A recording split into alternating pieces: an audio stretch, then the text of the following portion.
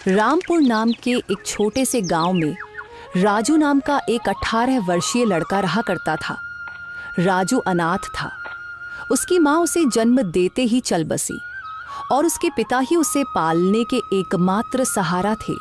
जब राजू 8 साल का था तो उसके पिता किसी काम से जंगल गए और फिर कभी लौट कर नहीं आए। उसके बाद राजू पूरी तरह अकेला हो गया। राजू गांव की एक टूटी फूटी झोपड़ी में रहता था। उसके घर के पास ही गांव का सरपंच और उसकी पत्नी रहते थे। उनकी अपनी कोई संतान नहीं थी, इसलिए राजू के माता पिता के गुजर जाने के बाद उन्होंने ही राजू को पाला। ये लो राजू बेटा, ये खाना खा लो और अगर कम पड़े तो मुझसे आकर ले लेना। अरे मौसी, मैं कब तक आपके ऊपर बोझ बनकर बैठा रहूंगा? अब तो मुझे शर्म आती है। अरे बेटा, ये तुम कैसी बातें कर रहे हो? अगर तुम हमारे अपने बच्चे नहीं हो तो इसका मतलब थोड़े ना है कि तुम हम पर कोई बोझ हो। आगे से ऐसी बात मत करना। चुपचाप ये खाना खाओ। यह कहकर सरपंच की पत्नी सीमा वहां से चली गई। राजू ने आराम से खाना खाया। खाने के बाद जब वह झोपड़ी से बाहर निकला तो सामने ही सरपंच दिखाई दिए। राजू ने उन्हें देखा और सीधे उनके पास जा पहुंचा। राजू बेटा, खाना खा लिया है ना? जी सरपंच साहब, अभी अभी मौसी खाना देकर गई थी और मैं वही खाकर घर से निकला हूँ। हाँ, अच्छा किया। अब तुम बड़े हो गए हो बेटे, अपना ख्याल रखना सीखो। जी सरपंच जी, 8 वर्ष की उम्र से लेकर अब तक आप ही मेरा ख्याल रखते आए हैं, पर अब मुझे शर्म आने लगी है। अब मैं कुछ काम करना चाहता हूँ। इसमें शर्म की क्या बात है बेटा? हमने तो हमेशा तुम्हें अपना ही माना है। लेकिन अगर तुम्हारा मन फिर भी कुछ करने का है तो सुनो, गांव के पास वाला जंगल अब पहले जैसा खतरनाक नहीं रहा। चाहो तो वहां जाकर लकड़ियां काट सकते हो या शहद इकट्ठा कर सकते हो। जी सरपंच जी, मैं कल ही जंगल जाऊंगा। अब समय आ गया है कि मैं अपने लिए और आपके लिए कुछ कर दिखाऊं। अगले दिन राजू एक कुल्हाड़ी लेकर जंगल की ओर चल पड़ा। कुछ ही देर में वह जंगल पहुंच गया। जंगल में कदम रखते ही उसने सोचा, कुछ भी कहो, सरपंच जी ने बचपन से लेकर अब तक मेरी बहुत मदद की है। अब समय आ गया है कि मैं अपने पैरों पर खड़ा होकर दिखाऊं और अब मैं उनकी सेवा करूं ताकि उन्हें अपनी संतान की कमी महसूस ना हो और वे हमेशा खुश रहें। अभी राजू ये सोच ही रहा था कि अचानक उसकी नजर एक कोयल पर पड़ी जो उसे बड़े ध्यान से देख रही थी। अरे, यह कोयल मुझे इतनी गौर से क्यों देख रही है? इसका आकार तो बाकी कोयलों से बड़ा है और देखने में भी यह कुछ डरावनी लग रही है। राजू ने अभी इतना ही कहा था कि तभी कोयल उड़ती हुई उसके पास आ गई और इंसानी आवाज में बोली, मैं तुम्हें भली भांति पहचानती हूँ। तुम्हारा नाम राजू है और तुम मोहन के बेटे हो।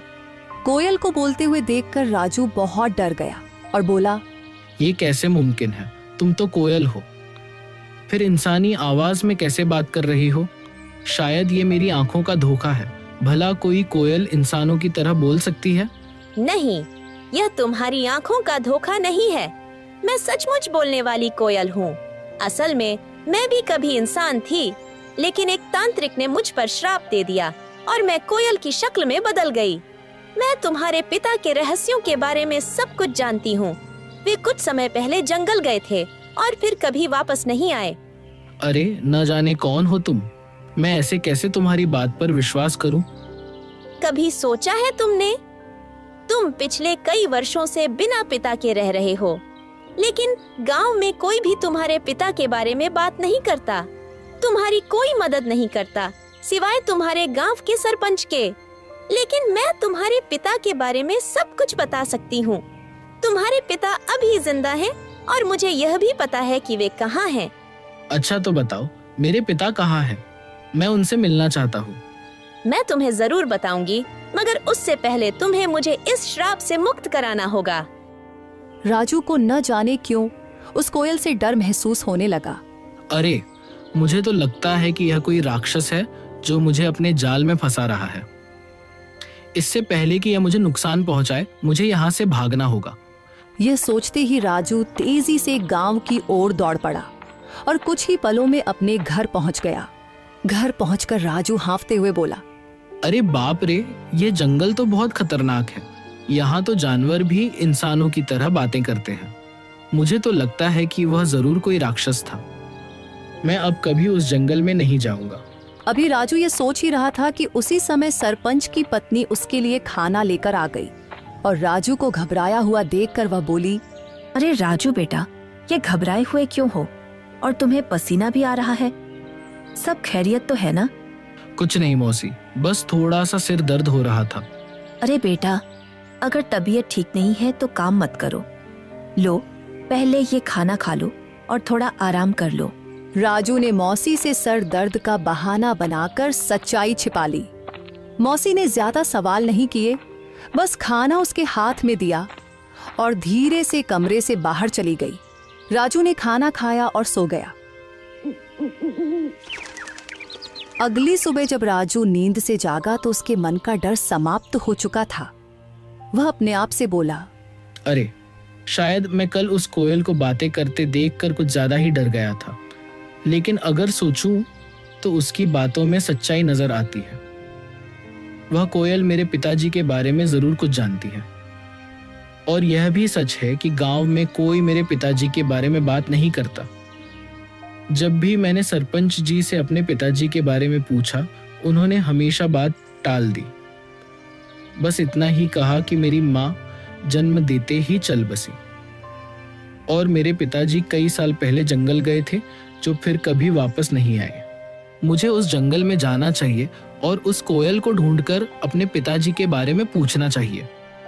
यह कहकर राजू जंगल की ओर चल पड़ा और कुछ ही देर में वह जंगल के उसी स्थान पर जा पहुंचा जहां कल उसे वह कोयल मिली थी। वह कोयल वहां पहले से ही मौजूद थी और राजू को देखकर उड़ती हुई सीधा उसके पास आ गई। मुझे पता था कि तुम जरूर आओगे, क्योंकि तुम भी अपने पिताजी मोहन की तरह ही बहादुर हो। मैं सिर्फ इसी वजह से आया हूँ क्योंकि मुझे अपने पिताजी से मिलना है। तुम कह रही थी कि तुम मेरे पिताजी के बारे में जानती हो, तो बताओ मेरे पिताजी कहाँ हैं? मुझे उनसे मिलना है।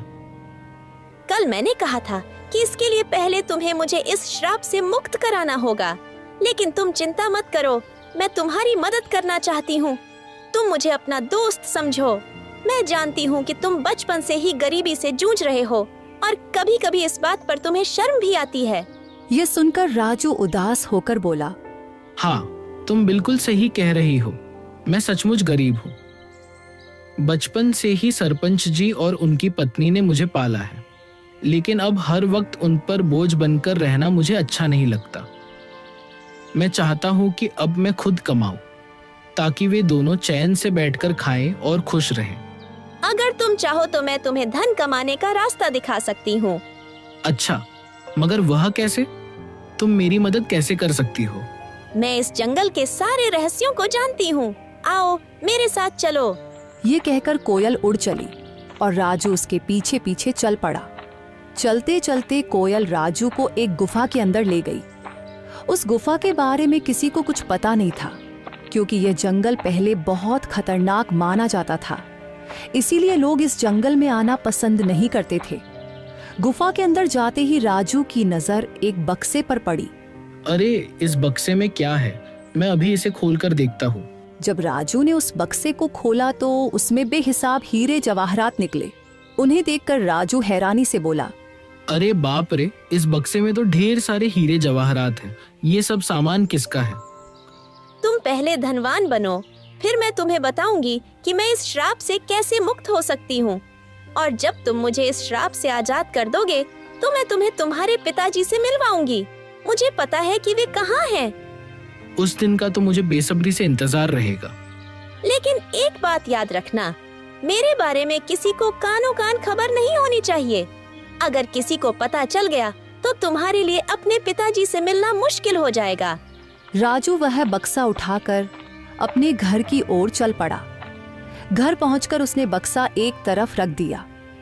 इतने में सरपंच और उनकी पत्नी राजू के लिए खाना लेकर आए।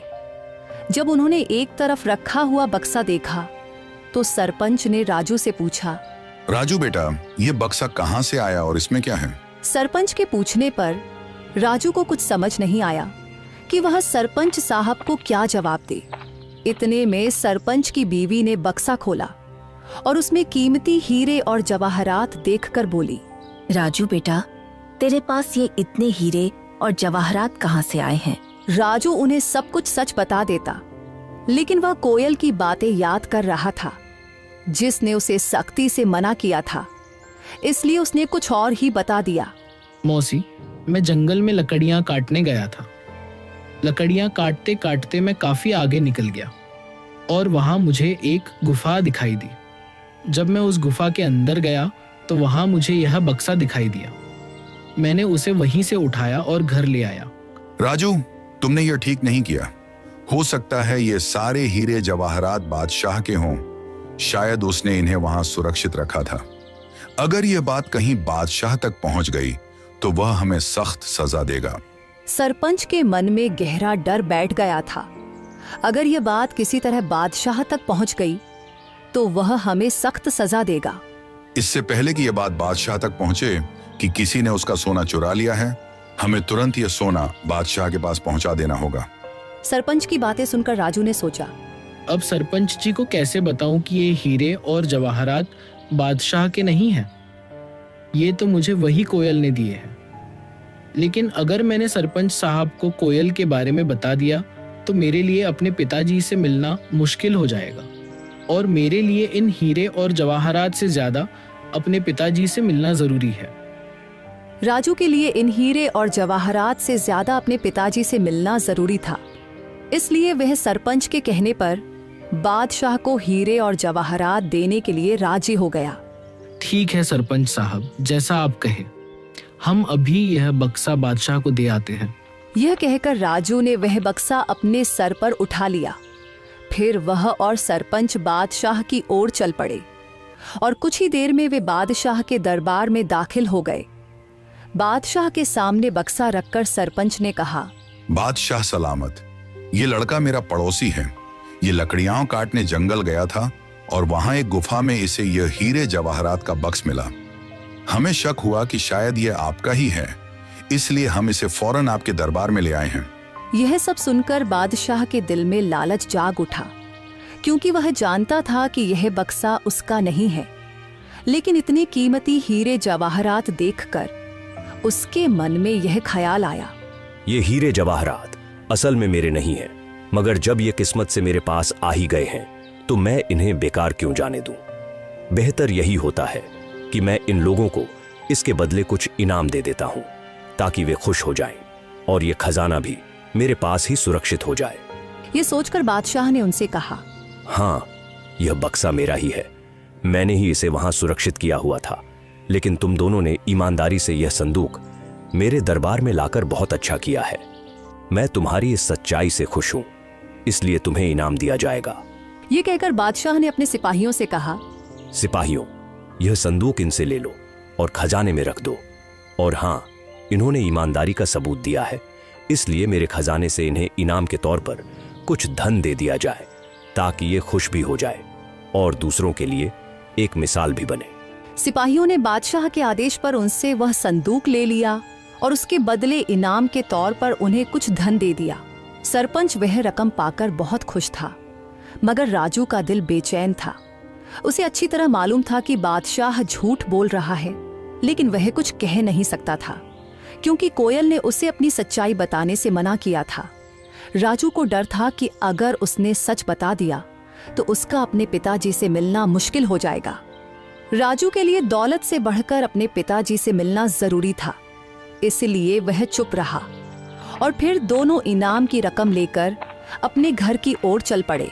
राजू सरपंच के साथ उसके घर चला गया और घर पहुंचकर उसने अपनी रकम भी सरपंच को दी और कहा, सरपंच जी, ये रकम भी आप ही रख लीजिए। आपने हमेशा मेरी देखभाल की है और मुझे खुशी है कि ये रकम आपके काम आएगी। सरपंच को वो रकम देकर राजू वहां से चला गया और अगले दिन सुबह होते ही राजू फिर से जंगल की ओर चल पड़ा और कुछ ही देर में वह जंगल की उसी जगह पहुंच गया जहां उसे वह कोयल मिली थी। तभी वहां एक साधु आ पहुंचा जो एक बरगद के नीचे बैठा था। उसने राजू से पूछा, अरे बेटा, तुम कौन हो और इस जंगल में क्या कर रहे हो? मैं मोहन का बेटा हूँ और मैं इस जंगल में आता जाता रहता हूँ। ये सुनकर साधु चौंक तो गया मगर कुछ नहीं बोला और चुपचाप वहां से चला गया। साधु के जाते ही कोयल उड़ती हुई वहां आ पहुंची।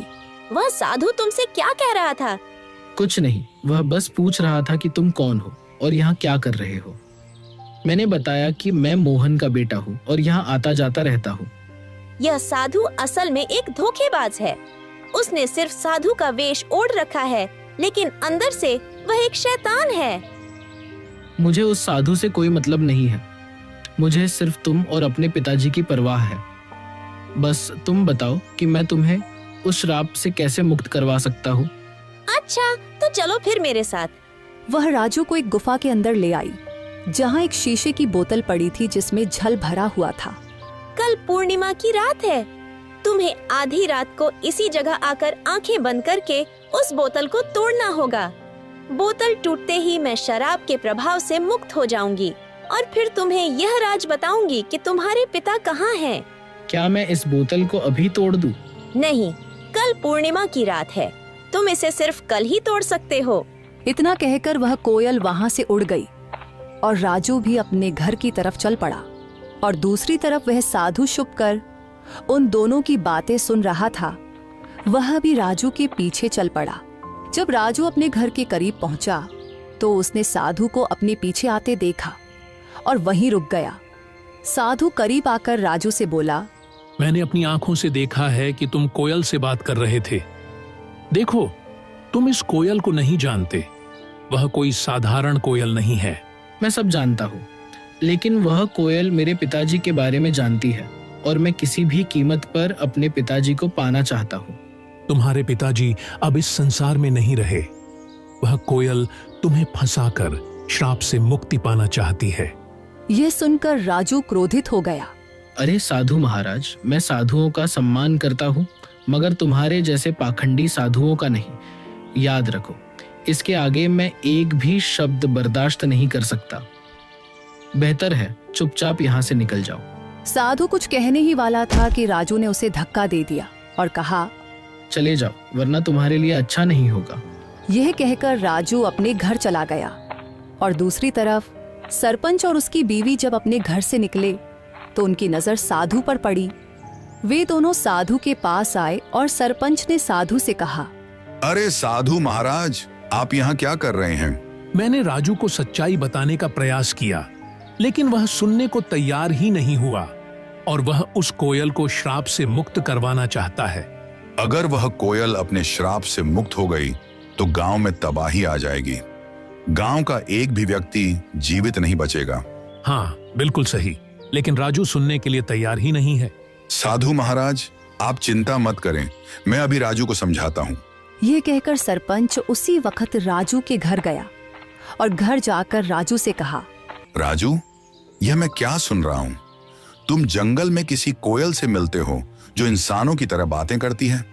क्या तुम्हें यह अजीब नहीं लगा कि एक कोयल इंसान की तरह कैसे बोल सकती है? ओह, तो आपको पता चल गया। देखिए सरपंच जी, शुरू में मुझे यह सब अजीब लगा था, लेकिन अब नहीं। और मुझे पूरा विश्वास है कि यह बात आपको उस साधु ने ही बताई होगी। देखिए सरपंच जी, 8 साल पहले मेरे पिताजी रहस्यमय ढंग से लापता हो गए थे और वह कोयल जानती है कि मेरे पिताजी कहाँ हैं। मैं बस अपने पिताजी को पाना चाहता हूँ, उनसे मिलना चाहता हूँ। बेटा, तुम अपने पिताजी के बारे में कुछ भी नहीं जानते हो? हाँ, मैं नहीं जानता, बिल्कुल नहीं जानता, क्योंकि आपने कभी मुझे बताया ही नहीं और न ही गांव वालों ने कुछ कहा, तो फिर मैं कैसे जान पाता? अब मैं किसी की बात पर विश्वास क्यों करूं? बताइए। मुझे सिर्फ कोयल की बात पर विश्वास है और कल पूर्णिमा की रात है। कल मैं उस कोयल को श्राप से मुक्त कर दूंगा और वह कोयल श्राप से आजाद होकर मुझे मेरे पिताजी से मिलवाएगी। इतना कहकर राजू गुस्से में घर से बाहर निकल गया। राजू, मेरी बात सुनो। राजू, रुको। सरपंच ने राजू को आवाजें दी मगर उसने एक भी न सुनी और घर से निकल गया। सरपंच भी घर से बाहर आया और साधु भी घर के बाहर ही खड़ा था। सरपंच ने साधु से कहा, राजू पता नहीं कहाँ गया है। अब हमें कल तक का इंतजार करना होगा और जंगल में जाकर राजू को बोतल तोड़ने से रोकना होगा। अगली रात साधु सरपंच को लेकर जंगल में उस गुफा के पास ले गया और कहा, यही वह गुफा है जहां वह बोतल पड़ी है जिसमें उस डायन कोयल की शक्तियां हैं। राजू यहाँ आता ही होगा, हम एक तरफ छुप जाते हैं। यह कहकर वे दोनों गुफा के एक तरफ छुप गए और उसी वक्त राजू वहां आ जाता है। राजू को देखकर वह कोयल उड़ती हुई राजू के पास आई और बोली, यहाँ साधु और सरपंच आए हैं। वे गुफा के एक तरफ चुपचाप खड़े हैं। वे तुम्हें इस बोतल को तोड़ने से रोकेंगे, पर तुम उनकी बात मत मानना। अगर तुम उनकी बात मान लो तो तुम कभी अपने पिताजी से नहीं मिल पाओगे। नहीं, मैं उनकी बात नहीं मानूंगा। ठीक है, तो तुरंत जाओ, वह बोतल उठाकर ले आओ और उसे तोड़ डालो। राजू जल्दी से गुफा के अंदर गया और वह बोतल उठा लाया। जैसे ही वह उस बोतल को तोड़ने लगा तो साधु और सरपंच वहां आ गए। राजू रुको, इस बोतल को मत तोड़ो, तुम बहुत बड़ी गलती कर रहे हो। नहीं, मुझे किसी भी हाल में अपने पिताजी से मिलना है। राजू ध्यान से सुनो, ये कोयल कोई साधारण पक्षी नहीं बल्कि एक डायन है। आज से 10 साल पहले जब तुम छोटे थे, इस डायन ने पूरे जंगल पर कब्जा कर रखा था। जो भी गलती से इस जंगल में जाता फिर कभी लौट कर नहीं आता था। तब तुम्हारे पिताजी और मैंने मिलकर ठान लिया कि इसे रोकना ही होगा। हमने साधु महाराज से उपाय पूछा।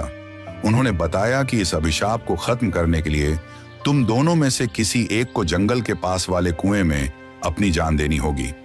तुम्हारे पिताजी बहादुरी से आगे आए और यह बलिदान स्वयं देने का निश्चय किया। उन्होंने कुएं में छलांग लगाई और साधु महाराज ने उस डायन की सारी शक्तियां एक बोतल में कैद कर दी और उसे कोयल में बदल दिया। इस तरह यह जंगल सुरक्षित हो गया। मगर यह राज हमने किसी को नहीं बताया। गांव वाले कुछ नहीं जानते। ये बात सिर्फ मुझे और साधु महाराज को मालूम थी, इसलिए हमने तुम्हें भी कभी नहीं बताया। लेकिन अगर तुमने ये बोतल तोड़ दी तो ये फिर से अपने असली रूप में आ जाएगी। ये सिर्फ उसकी एक चाल है। ये लोग झूठ बोल रहे हैं। सच्चाई वही है जो मैं कह रही हूँ। अगर मेरे मन में कोई चाल होती तो मैं तुम्हारी मदद क्यों करती? क्या गांव वालों ने कभी तुम्हारी मदद की? नहीं। तुम्हें धन, सामान, हीरे मोती सब मैंने दिए। अब मैं तुम्हें तुम्हारे पिताजी से भी मिलवा रही हूँ। राजू भ्रम में पड़ गया और उसने वह बोतल जमीन पर फेंक कर तोड़ दी।